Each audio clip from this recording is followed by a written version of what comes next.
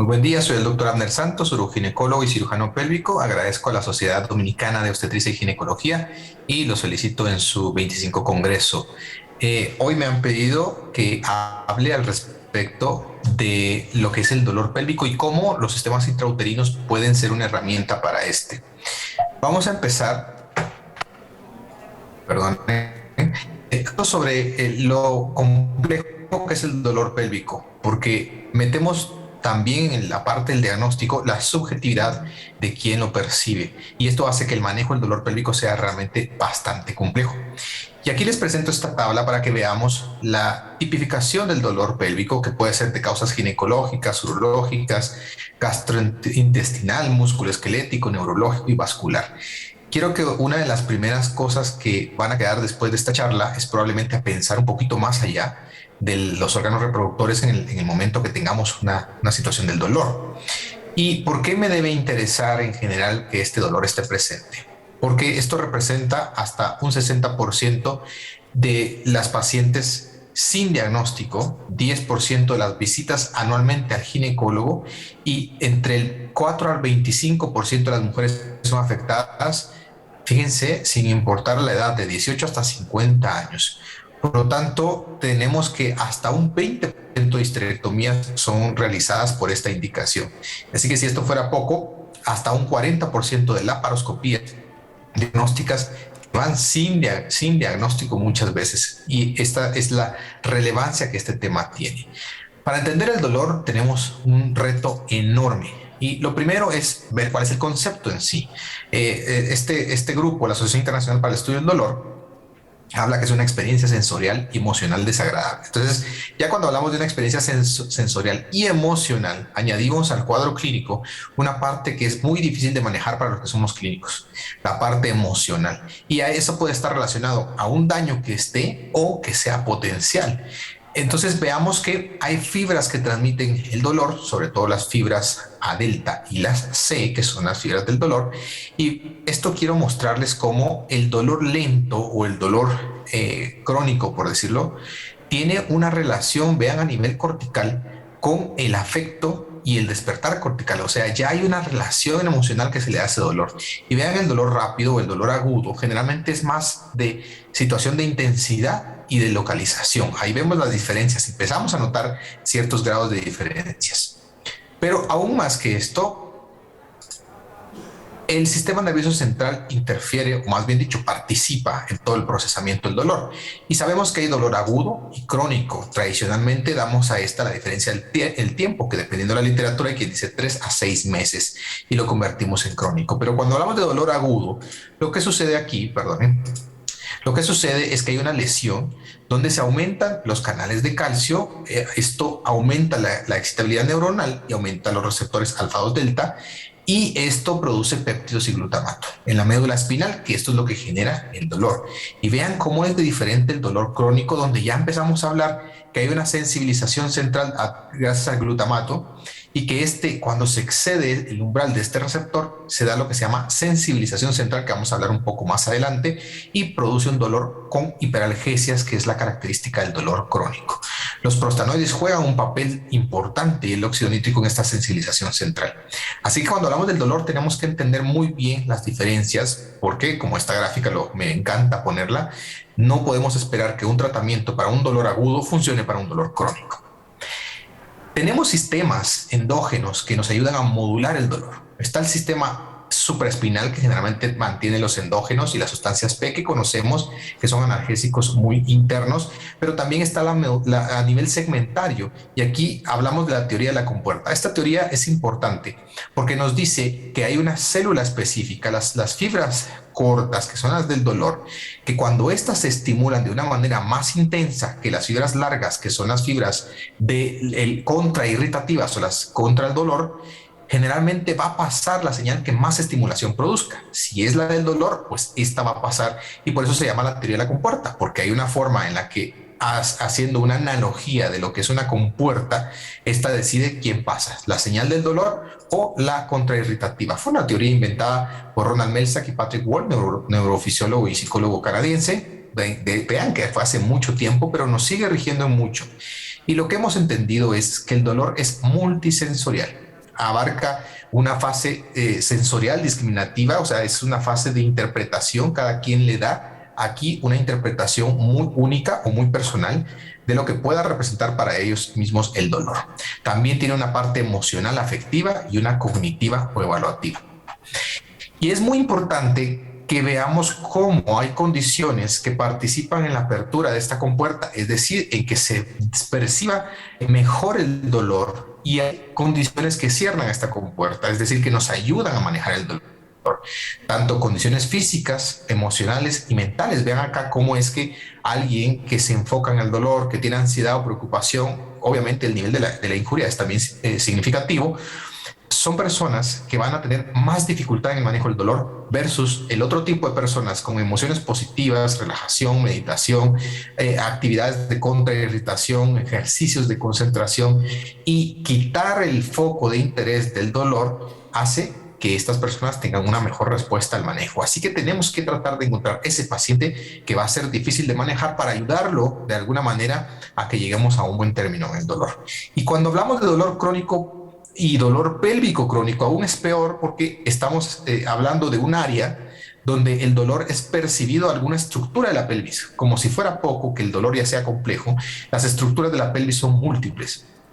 Así que esto puede asociar consecuencias cognitivas, fíjense, de comportamientos sexuales o emocionales. Así que tenemos sintomatología de tracto urinario inferior, disfunción sexual intestinal, piso pélvico y ginecológica. Entonces, este es un tema bastante amplio. Y aquí quiero hablarles de la sensibilización central.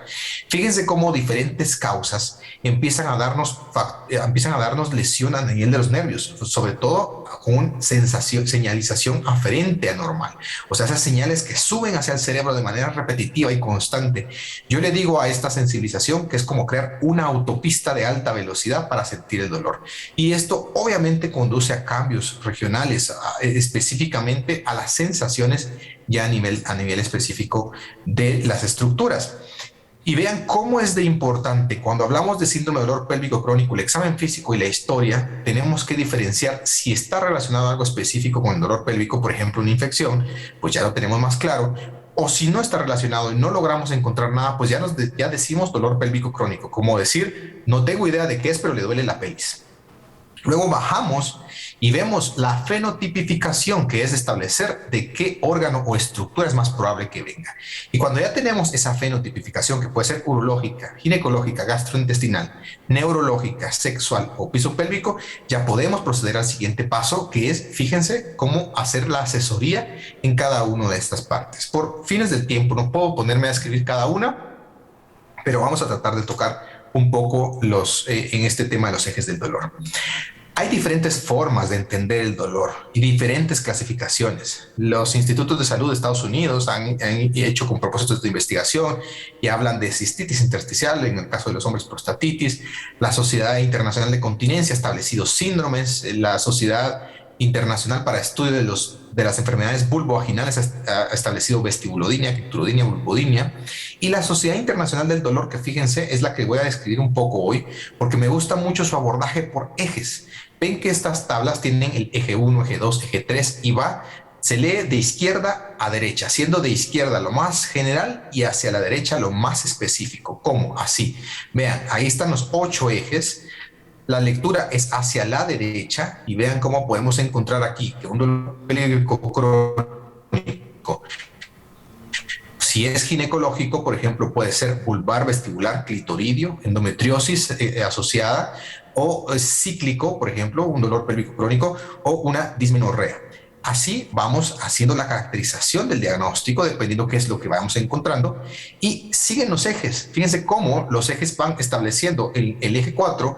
Ya hablamos de las características del dolor, por ejemplo, si es suprapúbico, clitoridio, en las caderas o en la parte interna de los muslos. En el eje 5 vemos la característica temporal, es agudo, crónico, es esporádico, cíclico, continuo. En el tiempo es peor con el llenado vesical, con el vaciado vesical inmediatamente después de, o tardíamente después de orinar. Si hay algo que lo provoque, hay algunos trigger points, es provocado, es espontáneo. Después en el eje 6 vamos viendo características, es quemante, es punzante, es eléctrico, es lancerante, y vemos cómo en la tabla 7 se asocia específicamente a algún órgano, si hay asociación, y cómo en el eje 8 incluso ya se ven los síntomas psicológicos que puede presentar. Y la importancia de esto es, como este tiro al blanco que está aquí, mientras más en la parte general estamos, perdemos la capacidad de un tratamiento específico que funcione y que produzca la menor cantidad de efectos adversos. Versus, vean cómo una cistitis intersticial bien diagnosticada, que es un cuadro bien complejo, pero podemos dirigir una terapia muy específica que produce buenos resultados a corto plazo. Y cuando hablamos de dolor tenemos que hablar de nervios. Yo sé que a veces no nos gusta la parte de neurología, pero es importantísimo que entendamos las tres principales ramas pudendas que nos sirven para la valoración de ese único nervio somático de toda lo que es la parte pélvica, porque esto es lo que nos permite hacer una rehabilitación efectiva.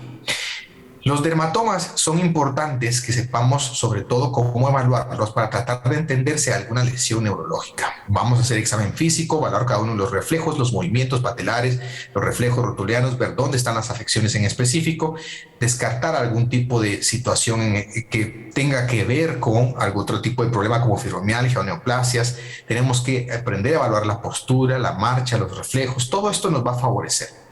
Y fíjense cómo hay dolores, perdonen acá, hay dolores que están relacionados a atrapamientos vasculares. Este dolor tiene la característica que es cíclico y el dolor es peor premenstrual.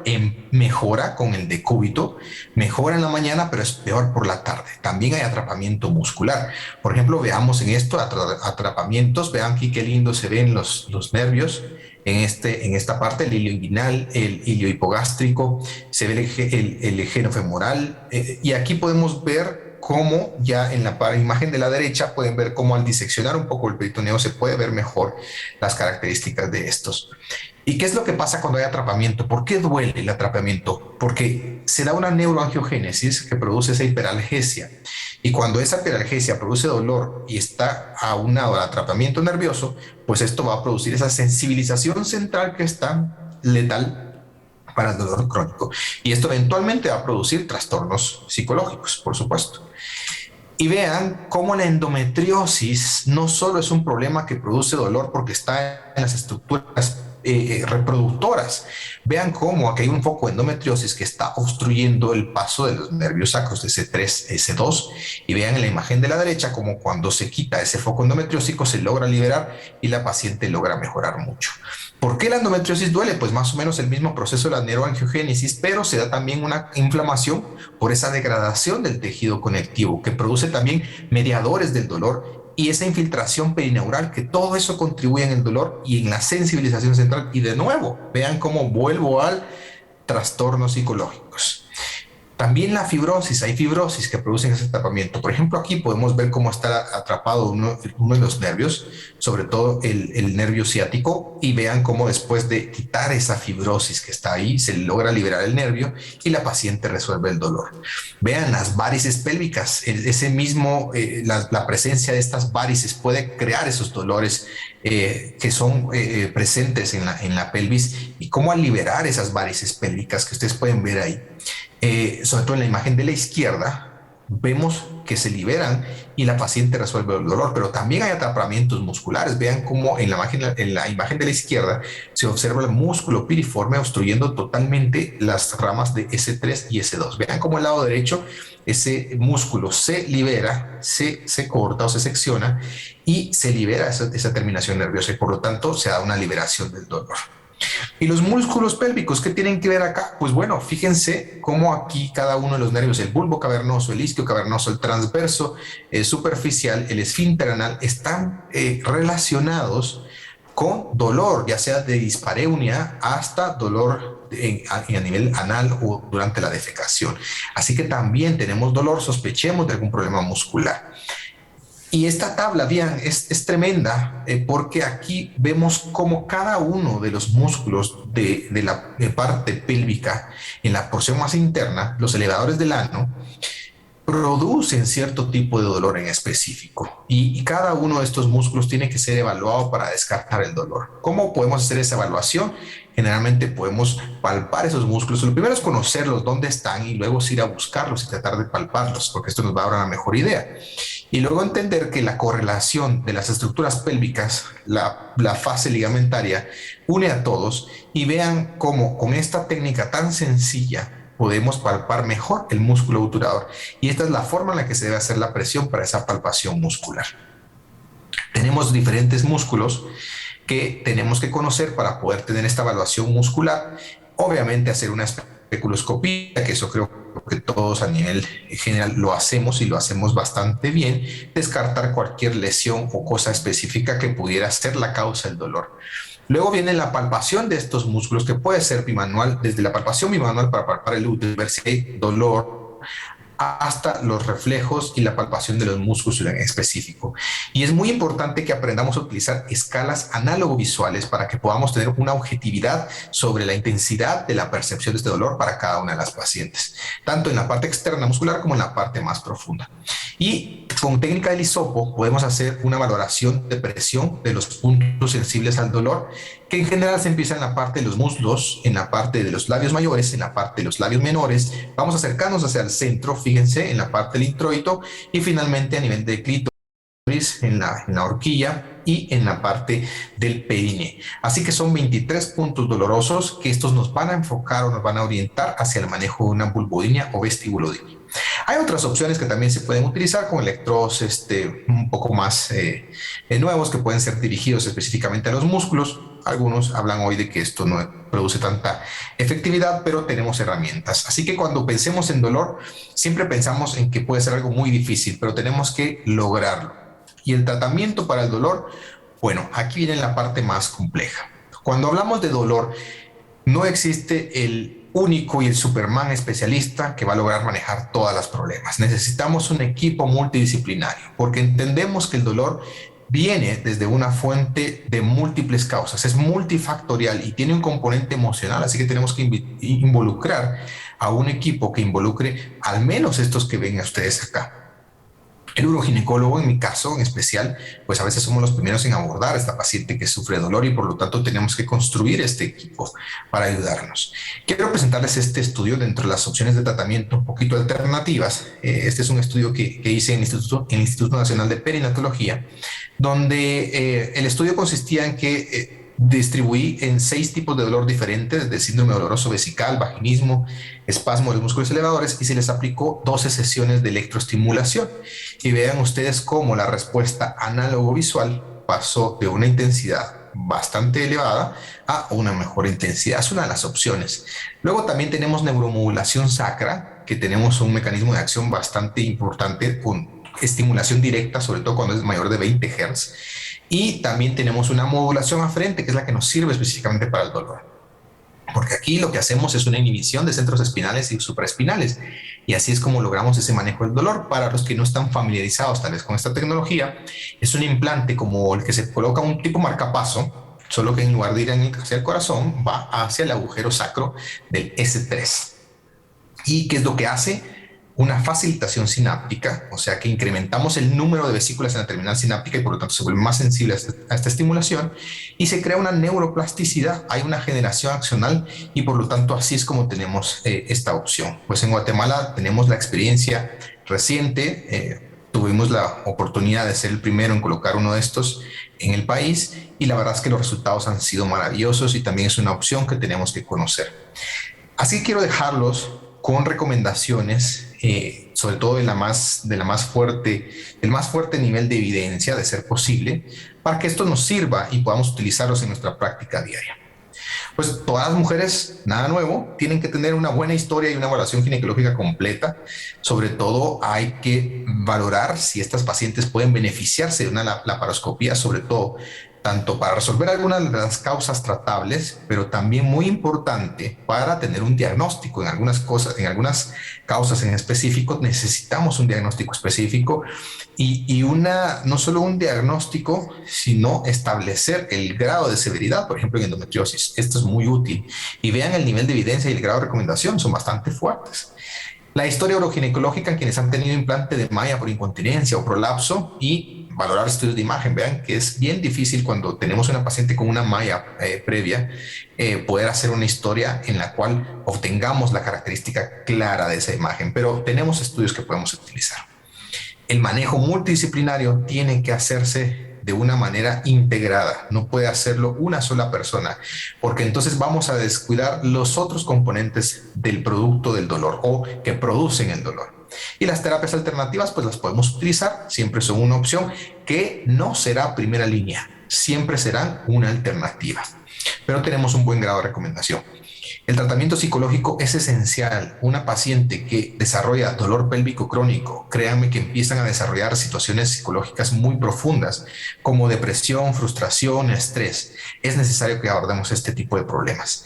Y todas las condiciones ginecológicas que puedan ser de diagnóstico específico y que ameriten tratamiento con fármacos, pues hay que darle los fármacos, y vean la otra también, las que ameritan cirugía, pues van a tratamiento quirúrgico. Ahora, ¿por qué hablábamos un poco de este dispositivo intrauterino y en el manejo del dolor pélvico crónico? Bueno, uno de que sabemos que los progestágenos participan en el dolor pélvico crónico y de hecho los hemos utilizado, utilizamos varios, porque suprimen la actividad del plasminógeno. ¿Qué es lo que hacen? Reducen la síntesis de las citocinas y promueven apoptosis del endometrio, que es eutópico ectópico. Así que podemos utilizar los dos reguladores que participan aquí, son este es el protoncógeno del linfoma leucemia, de células B y el gen proteína VAX. Así que, ¿qué logramos? Que inhiba la angiogénesis. Y al inhibir la angiogénesis y reducir las citoquinas, tenemos un efecto antiinflamatorio, por lo tanto se bloquea la actividad de estas dos y este antagoniza la supervivencia. Entonces, lo que hacen los anticonceptivos es que normalizan este gen y regulan a la baja la proliferación endometrial y efectos inmunomoduladores. Así que esta es la forma en la que tenemos este tipo de respuesta. Hay diferentes vías, por ejemplo, la oral, intramuscular o subdérmica, pero tenemos a veces reacciones desde náuseas, vómitos, cambios de peso en la piel. Por lo tanto, los dispositivos intrauterinos con levonorgestrel han dosificado en 20 miligramos de levonorgestrel diario y gradualmente disminuyendo a 14 miligramos al final del quinto año. Y con esto, ¿qué es lo que obtenemos? Una pseudo desidualización y atrofia al endometrio, que eso ya lo sabemos todos, por eso reduce el sangrado y el dolor, disminuye el flujo sanguíneo uterino y endometrial, por lo tanto disminuye la congestión pélvica y lo que es la dismenorrea y el dolor pélvico crónico. Aquí es donde empezamos a hablar del dolor pélvico crónico, sobre todo las pacientes con endometriosis que tienen dolor pélvico crónico, es muy frecuente. Entonces hay un aumento de esa impedancia Doppler en las arterias uterinas en la base media lútea y es como lo medimos. Fíjense este estudio que habla de si hay un rol del sistema intrauterino con levonorgestrel en las pacientes con dolor pélvico crónico. Y vemos cómo hay una media de la disminución de dismenorrea, dispareunia profunda y dolor no relacionado con la menstruación con el dispositivo intrauterino, sobre todo cuando hay una asociación, cuando se compara, por ejemplo, con cirugía sola o cirugía más el dispositivo, se ve una reducción muy marcada a los 12 meses. Este también es un estudio que intentaba valorar cómo el control del dolor relacionado a la endometriosis con etorgestrel o un implante generalmente funcionaba en comparación con un dispositivo uterino. Y vean lo que se ve acá, que en todos los casos estos dispositivos disminuyen el dolor. También se midió con cuestionarios para ver el efecto del específico de la endometriosis y definitivamente tienen un efecto benéfico no solo en el dolor, sino en la disminución de factores emocionales como la sensación de poco control que se tiene sobre la enfermedad y el bienestar emocional.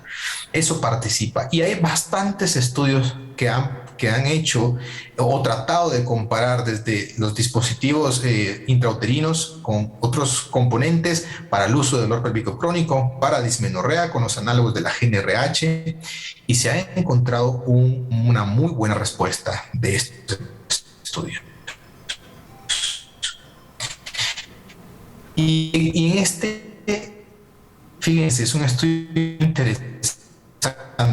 porque entonces ellos ya considerando todo, ¿será que las indicaciones de los sistemas intrauterinos con levonorgestrel pueden cambiar? ¿Tendremos otro tipo de indicaciones? Y sabemos que el sangrado menstrual abundante lo hemos relacionado y clásicamente lo recomendamos en endometriosis, en miomas uterinos, endomiosis y en hiperplasia endometrial. Sabemos que podemos dar una protección endometrial con suplementación estrogénica durante la menopausia. Y entonces, lo que concluimos es que el uso de los dispositivos intrauterinos con levonorgestrel han tenido efectos positivos en el manejo del dolor pélvico crónico, sobre todo en la endometriosis y en la adenomiosis. Pero estamos encontrando otros cuadros dolorosos que pueden ser considerados, sobre todo dependiendo del perfil único de cada paciente, individualizar. Así que los dispositivos actualmente interinos con levonorgestrel son, creo que, una opción mucho más allá de una simplemente anticoncepción, y podemos considerarlos como una herramienta en las pacientes que sufren de dolor pélvico crónico, sobre todo los que están relacionados a endometriosis y adenomiosis. Claro que hay otras causas del dolor que se están estudiando y tenemos que individualizar a cada paciente, porque obviamente un mioma sabemos que no va a responder positivamente. Si es un mioma bastante grande, el tratamiento ahí es diferente, pero tenemos que individualizar a esa paciente y darle una opción para tratamiento de su dolor pélvico crónico.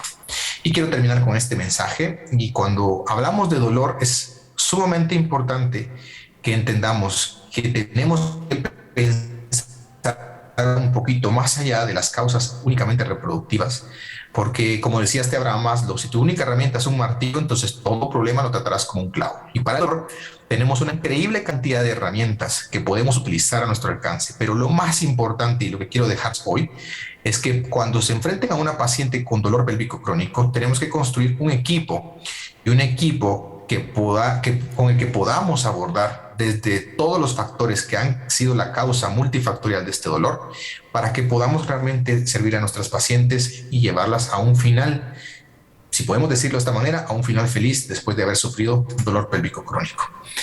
Sin más, yo doy gracias por su tiempo. Sé que el tiempo no es muy amplio, pero espero haber dejado con esto algo importante y quedo atento a sus preguntas. Muchas gracias.